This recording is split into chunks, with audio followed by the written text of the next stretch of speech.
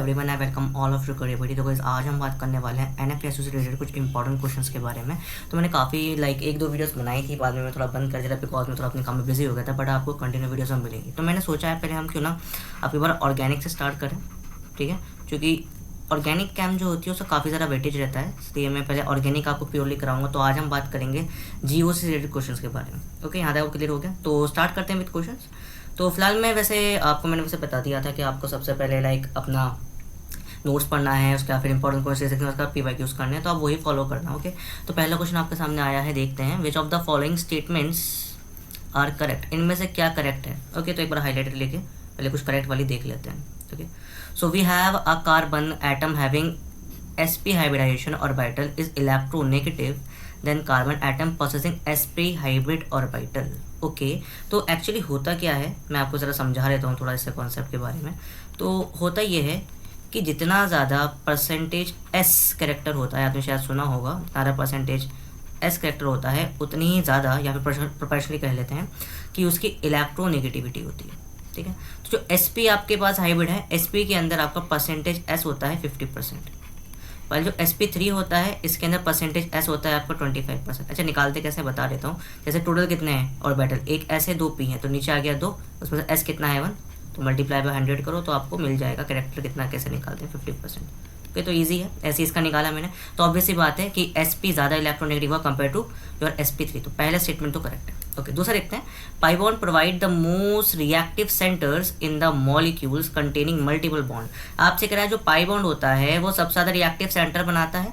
मतलब pi bond जैसे आपके पास ये है CH2 इथीन का मॉलिक्यूल, ठीक है, पता है ना, एक सिग्मा एक पाई होता है, तो ऊपर वाला पाई नीचे वाला सिग्मा। तो कह रहा है जो ये पाई बॉन्ड है, ये वाला जो बॉन्ड है पाई वाला, ये सबसे ज़्यादा आपके रिएक्शन के लिए हेल्प करता है, जो कि मल्टीपल बॉन्ड कंपाउंड होते हैं। तो थोड़ा सा शायद हमको इसमें डाउट हो, बट मुझे थोड़ा ठीक लग रहा है। बट हम इसको कंफर्म करने के लिए एक लास्ट वाला क्वेश्चन चेक कर लेते हैं, थर्ड वाला पॉइंट, ठीक है।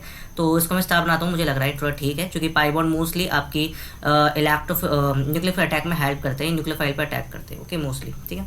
नेक्स्ट बात करते हैं number of sigma and pi bond. Sigma और पाई बॉन्ड में आपको बताना है इस कंपाउंड के अंदर, ठीक है। तो इस कंपाउंड को थोड़ा खोल के बनाते हैं। आपको पता है डबल बॉन्ड के अंदर, पहले बता दूँ कुछ बातें, कि डबल बॉन्ड के अंदर एक सिग्मा और एक पाई होता है। ट्रिपल बॉन्ड के अंदर आपका एक सिग्मा 2 पाई होता है, एंड सिंगल बॉन्ड में एक सिग्मा बॉन्ड होता है। तो हम ये वाला कॉन्सेप्ट लगा के इस मॉलिक्यूल के अंदर देखें कितने सिग्मा है कितने पाई हैं, पर इसको खोल के लिखो, प्योरली खोल के अंदर बॉन्ड दिखाकर स्ट्रक्चर फॉर्म में।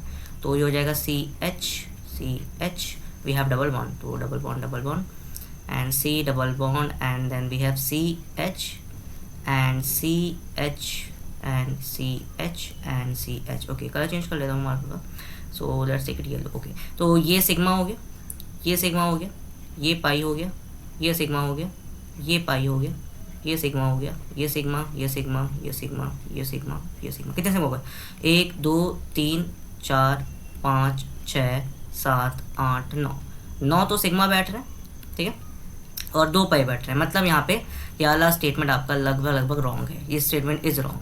तो मेरे हिसाब से, क्योंकि मैंने बोला pi bond provide the most reactive centres in the molecule containing multiple bonds, जिसका मल्टीपल मोर रिएक्टिव सेंटर्स देता है। अच्छा देखो, सेंटर्स बोल रहा है, मुझे लगा अटैकिंग साइड बोला है। जब सेंटर्स बोलता है तो इलेक्ट्रोनेगेटिव सेंटर्स होते हैं, इसलिए आपका मेरे हिसाब से ओनली 1 शुड बी करेक्ट, ठीक है। तो आपका पहला ही करेक्ट होना चाहिए, क्योंकि सेंटर्स आपके पॉजिटिव सेंटर्स होते हैं अटैक के लिए मोस्टली, ठीक है, ये बात ध्यान रखिएगा। तो ये मैंने आपको मॉलिक्यूल समझा दिया। ओके, नेक्स्ट सॉल्व करते हैं अपना। ओके, तो दिस गुड क्वेश्चन कह रहा है हाइब्रिडेशन आपको बतानी है। C2 कार्बन नंबर 2 आपको नंबर दे रखा है कार्बन का, C2 C1 C3 C4 C5 and C6। Okay, तो हमें बेसिकली C3 की बात करनी है और C2 की बात करनी है। देखो, मैं आपको उसकी पहले कुछ नॉलेज बता देता हूँ। आप इतना ध्यान रखना, अगर आपके कार्बन ने सारे बॉन्ड सिंगल बनाए, मैं ऐसे लिख देता हूँ हिंदी में, सारे बॉन्ड सिंगल हों उसके, अगर आपके कार्बन के सारे बॉन्ड सिंगल है तो उसकी हाइब्रिडेशन होती है sp3, ठीक है। अगर आपके कार्बन ने एक भी बॉन्ड डबल बना दिया, एक भी कह रहा हूँ, एक भी बॉन्ड डबल बना दिया, तो उस केस में उसकी हाइब्रिडेशन होती है भाई sp2। और ऐसे ही सिमिलरली कार्बन ने एक भी बना दिया ट्रिपल बॉन्ड, तो उस केस में उसकी हाइब्रिडेशन होती है sp। तो इस बेसिस पर हम देखते हैं। सबसे हमको बात करना है कार्बन 2, तो कार्बन नंबर 2 ये अलग कार्बन, ध्यान से देखो, इस कार्बन मैंने बोला एक भी ट्रिपल बना दे, तो देखो इधर तो सिंगल है ये वाला, बट ये तो ट्रिपल बना रहा है यहाँ पे, इसका मतलब इसकी हाइब्रिडेशन होगी sp। Now let's go C3 ये रहा। अगर आपके कार्बन ने अपने सारे बॉन्ड सिंगल बनाए, तो देखो पीछे भी सिंगल है, आगे भी सिंगल है, इसके साथ भी सिंगल है, और हाइड्रोजन का सिंगल बॉन्ड ही बनता है, मतलब ये वाला कार्बन है आपका sp3। ओके, नाउ C5 ये रहा। अब देखो आपके कार्बन ने एक भी डबल बना दिया हो तो, है ना, वेट सॉरी, तो देखो पीछे डबल बॉन्ड बना रहे हैं ना कार्बन, कुछ ऐसा होगा, एक हाइड्रोजन के साथ एक इधर सिंगल और पीछे डबल बॉन्ड ये वाला, है ना, तो it will be your sp2। इस ट्रिक को आप याद रखो, बहुत ईजी ट्रिक है ना। नेक्स्ट वी हैव C6 ये रहा, देखो सारे बॉन्ड सिंगल बनाए इसने, तो क्या होना चाहिए भाई sp3। सिंपल स्टोरी है। अभी और देखते हैं sp sp3 sp2 sp3 sp, okay ये वाला ऑप्शन तो ऑटोमेटिकली कट गया, sp, then we have sp3, okay sp sp3 sp2 sp3, okay मतलब ये वाला ऑप्शन करेक्ट है। समझ में आया आपको प्रॉपर से, बहुत लगभग ऑर्गेनिक थोड़ी ऐसी ही होती है, तो पहले मैं बेसिक क्वेश्चन दे रहा हूँ, उसके बाद थोड़ा अच्छे क्वेश्चन पर जाएंगे। ओके चलिए नेक्स्ट स्लाइड पे चलते हैं। Okay so we have a next question, 2 pentene. Okay pentene का स्ट्रक्चर बनाना है। सबसे पहले पेंटीन का पहले 5 का बना लो, 1 2 3 4 एंड 5। 2 का मतलब दूसरी पोजीशन में डबल बॉन्ड होगा, तो पहला दूसरा, मतलब यहाँ आपका डबल बॉन्ड होना चाहिए, ठीक है, मतलब यहाँ ले लो, एक ही बात हो गई, पहला सॉरी इधर ही लेंगे क्योंकि फिर इधर को 1 मान लेते हैं ना, इसलिए वेट मैं इसको इरेज करता हूँ। ओके सो दोबारा से बनाते हैं इस मॉलिक्यूल को, फिर yellow colour. Okay so we have पहला दूसरा तीसरा चौथा एंड 5वां, तो पहला दूसरा यहाँ बनाना डबल बॉन्ड। अब आपको बस क्या हाइड्रोजन पूरे करने हैं, तो एक कार्बन में 3 हाइड्रोजन होंगे, ऐसे बना लेता हूँ मैं क्योंकि हमें सिग्मा पाई देखना है इसके अंदर। एक बॉन्ड इसने इससे बनाया, 2 आगे बनाए, कार्बन कितने बॉन्ड बनाता है, 4 बनाता है, ठीक है। यहाँ थोड़ा 1 मिनट में थोड़ा इसको इरेज कर दूँ, ये थोड़े बॉन्ड एक्स्ट्रा बन गए थे इसलिए, बस फिर आप लोग बोलते ज़्यादा बॉन्ड हो गया, तो एक इससे बनाएगा फिर, क्योंकि आपका कार्बन 4 बॉन्ड, ध्यान रखना कार्बन जो है 4 बॉन्ड बनाता है। यही बेसिकली इन क्वेश्चन को सॉल्व करने का तरीका होता है। नेक्स्ट भी है वाले कार्बन भी ऐसे ही एच लेके जाएगा। ये वाला कार्बन देखो, एक एच ऊपर एक एच नीचे, यहाँ पे फिर एच, यहाँ पे फिर एच, यहाँ पे फिर एच। अब काउंट कर लो कितने सिग्मा, तो इसके दूसरा कलर लेता हूँ मैं, just take it blue. Okay so ये सिग्मा बॉन्ड हो गया, ये सिग्मा हो गया, ये सिग्मा हो गया, सिग्मा हो गया, ये वाला पाई, नीचे वाला सिग्मा, ये वाला सिग्मा, ये वाला सिग्मा, ये वाला सिग्मा, ये वाला sigma, sigma sigma sigma sigma. Count कर लो, 1 2 3 4 5 6 7 8 9 10 11 12 13 13 सिग्मा। एक मिनट कम हो रहा है शायद, 1 2 3 4 वेट 1 2 3 4 5 6 7 8 9 10, शायद मैंने कार्बन कम कर दिया, 1 2 3 4 5 1 2 3 4 5 6 7 8 9 10, हाँ 14 सिग्मा एंड वी हैव 2 पाई, एक इसका पाई 14 sigma 1 pi, so 14 sigma and 1 पाई। मैंने काउंट कर लिया यार, मतलब मैं यार काउंट नहीं कर पा रहा था, तो उसमें मिस्टेक हो रही थी, यार काउंट करना है, ठीक है। तो 14 सिग्मा एंड 1 पाई, एक ही पाई बॉन्ड लगेगा। Okay next we have IUPAC, नाम इसका लिखना है। तो देखो तो ऐसे क्वेश्चंस कैसे करते हैं, वैसे ये चेन रिंग सिस्टम है। ओके तो आपके सामने ऐसा मॉलिक्यूल है लगभग, सबसे बड़ा टास्क होगा वो सिलेक्शन ऑफ लॉन्गेस्ट चेन। तो देखो यहाँ पे ये चेन रिंग सिस्टम के ना, सबसे पहले हम चेन से नंबरिंग स्टार्ट करते हैं, तो कैसे करेंगे इसको, तो मैं यहाँ से करता हूँ 1 2 3 4। तो देखो आपके रिंग आ गई, अब रिंग बन गई आपकी सब्सिट्यूएंट, मतलब बेंजीन रिंग का सब्सिट्यूएंट को बना लिया, मतलब ये आपका प्रीफिक्स में आएगा। बेंजीन रिंग का प्रीफिक्स क्या होता है भाई, फिनाइल, याद रखिएगा इसका प्रीफिक्स होता है फिनाइल। तो इसको कैसे लिखेंगे, आपको पता होगा कि पहले हम सबसे पहले प्रीफिक्स लिखते हैं, उसके बाद फिर आपका वर्ड रूट लिखते हैं, है ना। पहले वैसे यूजली होता है, पहले प्राइमरी प्रीफिक्स, फिर सेकेंडरी प्रीफिक्स, फिर वर्ड रूट होता है, उसके बाद प्राइमरी सफिक्स होता है, फिर सेकेंडरी सफिक्स होता है। वैसे ये तरीका होता है, तो उसको फॉलो करते हैं। तो वैसे सिंपल सी बात है, जो बच गया जिसको हम लाइक जो बच जाता है वो आपको प्रीफिक्स में आता है। तो फिनाइल आपका बचा, दूसरे नंबर पे लिखेंगे ऐसे 2 फिनाइल। उसके बाद कितनी कार्बन की चेन है, 1 2 3 4, 4 मतलब ब्यूटेन, तो 2 फिनाइल ब्यूटेन। तो लेट्स से कोई ऐसा मैच कर रहा है, हाँ 2 फिनाइल ब्यूटेन। अच्छा साइक्लोहेक्साइल क्यों नहीं हुआ, क्योंकि भाई बेंजीन रिंग है, साइक्लो ये होता है, ये साइक्लो होता है, बेंजीन रिंग, तो ये हम यूज़ नहीं कर सकते। ये समझ में आया, सिंपल सा क्वेश्चन है, 2 मस्ट बी करेक्ट। ओके तो देखो बेसिकली ऐसे क्वेश्चन आते हैं, आप एक बार नोट्स रिवाइज करोगे अपने जीओसी के, उसके बाद ये वाली सीरीज देख लेना इंपॉर्टेंट क्वेश्चंस की, एंड देन फिर आप पीवाईक्यूज करोगे तो आपका कॉन्फिडेंस बढ़ेगा। ये कर लो, आपका एग्जाम क्लियर हो जाएगा, ज़्यादा टेंशन मत लो, ठीक है। समझ में यहाँ तक बात। नेक्स्ट क्वेश्चन देखते हैं। ओके ओ ये अच्छा क्वेश्चन है भाई, मैंने एक उठा लिया पीवाईक्यू मेंस का है। कह रहा है किसका डाइपोल मोमेंट, म्यू क्या होता है भाई, म्यू आपका होता है डाइपोल मोमेंट, म्यू का मतलब होता है डाइपोल मोमेंट। अब डाइपोल मोमेंट क्या होता है, डाइपोल मोमेंट की अगर मैं आपको डेफिनेशन बताऊँ तो काफ़ी लंबी है बट हम शॉर्ट में क्यू इंटू डी लिखते हैं, क्यू इंटू डी लिखते हैं। डी मतलब डिस्टेंस होता है ना, तो क्यू मतलब चार्ज होता है। तो अब हमको बताना है किसका डायपोल मोमेंट जीरो नहीं होगा। तो देखो बहुत सारे रूल हैं इसके, आपने केमिकल बॉन्डिंग में पढ़ा होगा डायपोल मोमेंट के बारे में। अपने सिंपल बताऊँ, ऑर्गेनिक केमिस्ट्री के अंदर अगर ग्रुप आमने सामने, अगर सेम ग्रुप आमने सामने है तो उसका डायपोल मोमेंट जीरो होगा।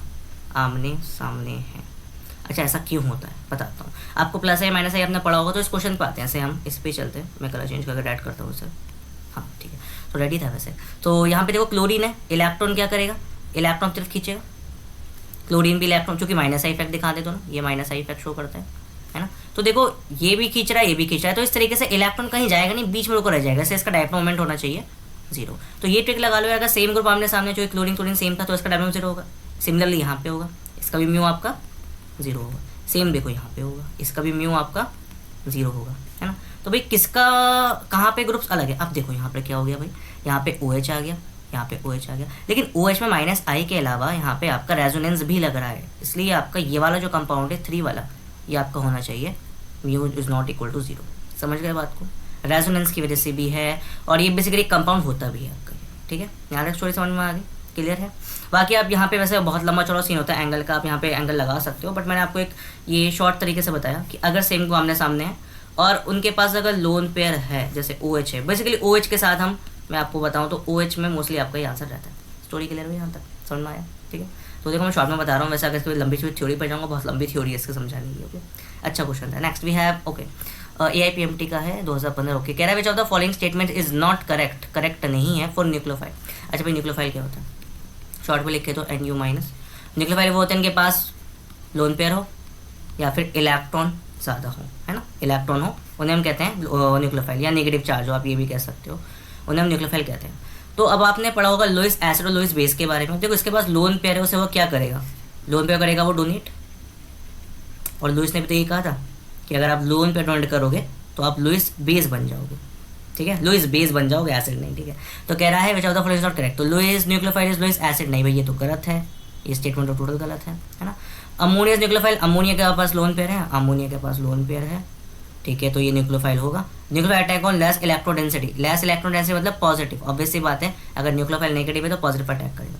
Nucleophile are not electron seeking group, मतलब न्यूक्लियोफाइल को इलेक्ट्रॉन पसंद नहीं है, electron seeking, nucleophile are not electron seeking group. हाँ सही है भाई, न्यूक्लियोफाइल को इलेक्ट्रॉन क्यों पसंद होंगे, पॉजिटिव चार्ज पसंद होगा। तो ये तीनों स्टेटमेंट करेक्ट है, पहला वाला स्टेटमेंट आपका रॉन्ग है, तो इसलिए ए शुड बी करेक्ट। कि कह रहा है ना कौन सा करेक्ट नहीं है, तो पहला वाला करेक्ट नहीं है, ओके। नेक्स्ट देखते हैं, यहाँ पे कह रहा है which of the carbon anion, okay, the electron pair in the given carbon anion, okay. इसका हमको वो बताना है हाइब्रिडाइजेशन, तो मैं सिंपली बता देता हूँ। वैसे आपका ये होता है कार्बन एनायन है, बॉन्ड है, sp3 होना चाहिए, ठीक है। नेक्स्ट, ओके, अच्छा क्वेश्चन है भाई, which are the following most stable carbocation. अब आपको पता होगा, हम स्टेबिलिटी की बात करते हैं तो आपने पढ़ा होगा 3 डिग्री सबसे ज़्यादा होता है, फिर 2 डिग्री होता है, फिर 1 डिग्री होता है। 3 डिग्री जो चारों तरफ से घिरा हुआ, 2 डिग्री जो दो तरफ से कार्बन से घिरा हुआ, 1 डिग्री तो एक तरफ से घिरा हुआ। तो यहाँ पे देखते हैं, तो यहाँ पे अगर ध्यान से देखें तो ये वाला, ये कार्बन हो गया, ये कार्बन हो गया, ये इसको घेर कर रखा हुआ है कार्बन को, मतलब ये 2 डिग्री कार्बोकैटायन, ठीक है। ये तो भाई 0 डिग्री हुआ, तो ये तो गेम से बाहर है, ये सबसे अनस्टेबल होगा। अब यहाँ पे देखते हैं, यहाँ पे कौन सा डिग्री लग रहा होगा, ये 2 डिग्री, बट नहीं, यहाँ पे ध्यान है, जब भी रिंग आती है तो रिंग जो है वो एक्ट करती है -I की तरह, मतलब ये अनस्टेबल होगा, ध्यान रखना ये अनस्टेबल होगा, ठीक है। तो ये भी गेम से बाहर, अब 2 लोग हैं। अब यहाँ देखते हैं, तो ये वाला कार्बन है, इधर से घिरा हुआ है, वेट सॉरी, इधर से घिरा हुआ है, इधर से घिरा हुआ है, मतलब 3 कार्बन से घिरा हुआ है, 3 डिग्री है, कौन स्टेबल हुआ, ए।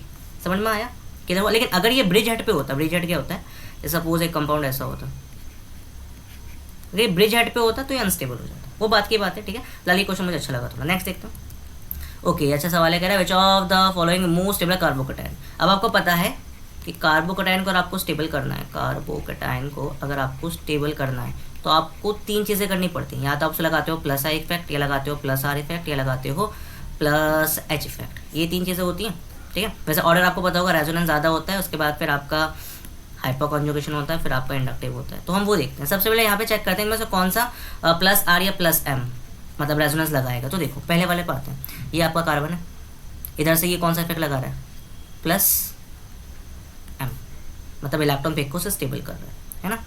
और यहाँ से आपका ये पुश भी कर रहा है, थोड़ा इलेक्ट्रॉन इधर से फेंक रहा है, इंडक्टिव भी लग रहा है, मतलब प्लस एम मोस्टली लग रहा है। नेक्स्ट देखते हैं, इधर कोई इफेक्ट नहीं, चूँकि इस पर कार्बोकैटायन ही नहीं है। इधर देखो यहाँ पे कौन सा इफेक्ट लग रहा है, यहाँ पे आपका एक तो ये इधर जाके रिंग जाएगी, तो यहाँ पे प्लस आर या प्लस एम ए की बात होती है। देखो रेजोनेंस और मेसोमरी की बात होती है ना, थोड़ा सा चेंज होता है, तो प्लस आर या प्लस एम लग रहा है, ठीक है। और यहाँ पे आप देखोगे तो यहाँ पे बस प्लस आई लग रहा है। तो आपसे कह रहा है which of the following most of carbocation, तो साफ साफ दिख रहा है यहाँ पे रेजोनेंस है, यहाँ पे रेजोनेंस है, तो कौन सा होना चाहिए 1 और 3, ठीक है, क्योंकि यहाँ पे सिर्फ प्लस आई लग रहा था और कोई सा फैक्ट, यहाँ पे देखो क्योंकि इधर रिंग जाएगा इधर थोड़ी आ पाएगा, तो इसलिए ओनली प्लस आई, तो यहाँ पे प्लस आर प्लस एम दोनों ही लग रहा है, से option C is correct. Okay, इसका नाम लिखना है, बहुत सिंपल सा है। आपको लॉन्ग सबसे पहले आपको करना है सब स्ट्रॉन्गेस्ट कौन सा होता है, तो आपको पता होगा सिर्फ स्ट्रॉन्गेस्ट होता है COOH, तो 1 2 3 4 5 6, ठीक है। अब आपको पता है जो स्ट्रॉन्गेस्ट है उसे हम लिखेंगे सफिक्स के अंदर, ठीक है। तो आपका नाम कुछ ऐसा आना चाहिए।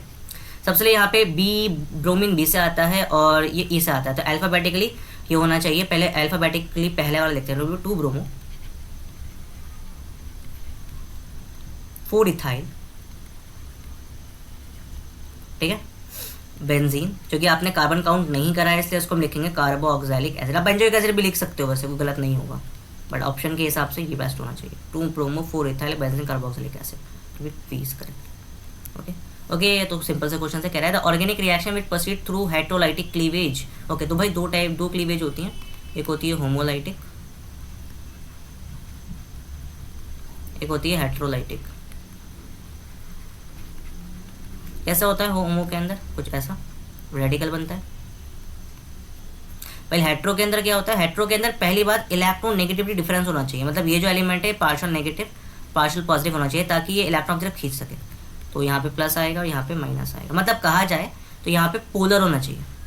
पोलर वही तो है, इसके अंदर एक इलेक्ट्रॉन नेगेटिव होता है और एक मतलब एक एलिमेंट इलेक्ट्रॉन नेगेटिव होता है, सब बोलते हैं पोलर, तो इसलिए मेरे हिसाब से 20 करेक्ट। ओके, नेक्स्ट देखते हैं homolytic fusion of carbon carbon bond ethane gives an intermediate which carbon is. Okay, तो होमोलाइटिक क्लीवेज आपको उसका करना है, तो कंडीशन वही सनलाइट या यूवी डाल सकते हो, इस टाइप से क्लीवेज हो जाएगा। देखो ये वाला जो बॉन्ड है, मैं सीरीज करके सीधे दिखाता हूँ।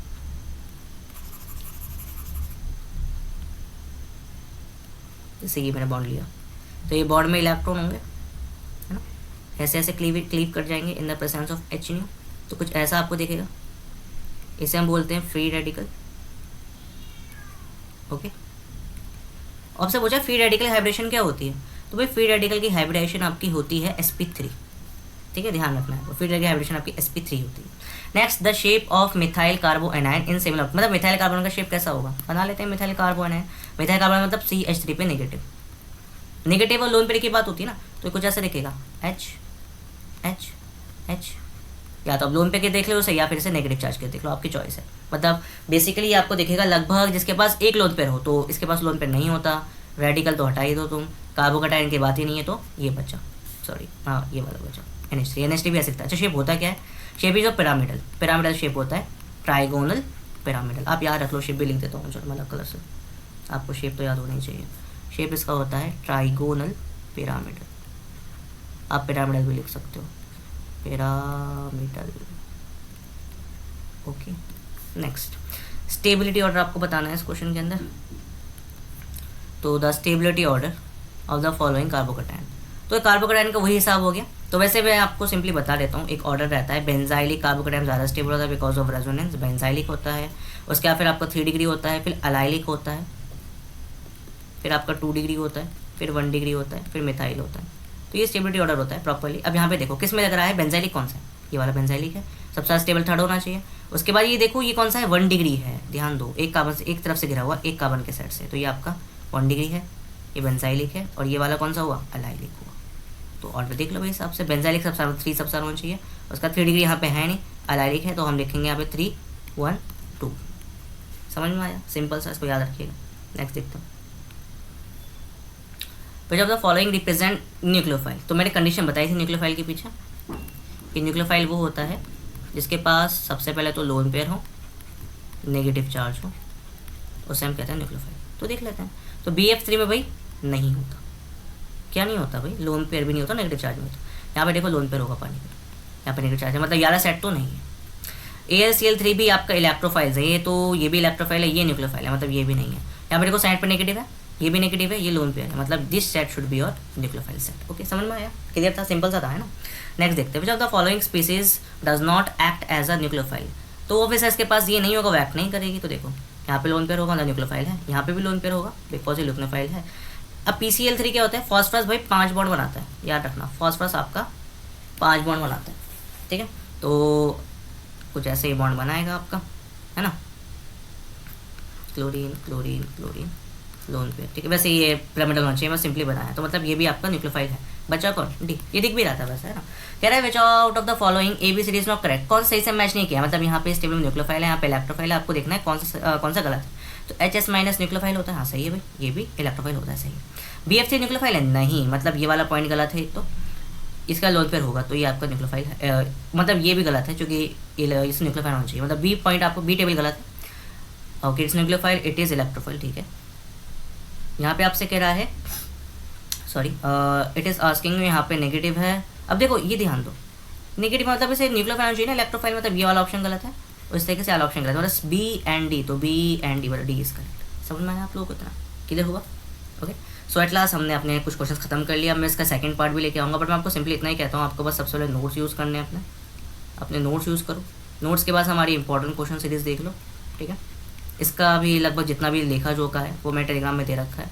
उसके बाद PYQs करो, किसके करोगे भाई? JEE के करोगे और नीट के करोगे, हो जाएगा, ज़्यादा टेंशन वाली बात नहीं रहेगी। Okay, so for notes of this lecture visit our Telegram channel, इसका लिंक मैं डिस्क्रिप्शन दे दूँगा, बाकी यहाँ पे ID लिखी हुई है, आप ज्वाइन कर सकते हो, ठीक है। आपको सारी चीज़ें मिल जाएंगी वहाँ पे, और प्लीज़ फॉलो कर लो यार इंस्टाग्राम पे, ठीक है। आपको लेटेस्ट अपडेट मिलती रहेंगी न्यू कोर्सेज के बारे में। Okay, so at last thank you for watching the video, ठीक है। और प्लीज़ सब्सक्राइब कर देना चैनल, अगर आपको वीडियो पसंद है तो लाइक भी कर देना, और कोई भी डाउट हो डिस्क्रिप्शन में बोल देना, ठीक है। अगर जैसे कोई एक्सप्रेशन में समझ में ना आया हो तो मैं उसको अलग से एक्सप्लेन कर दूँगा, ठीक है। कभी कभी एक्सप्लेन थोड़े गलत हो जाते हैं चीज़ें, ठीक है। So thanks for watching the video, bye.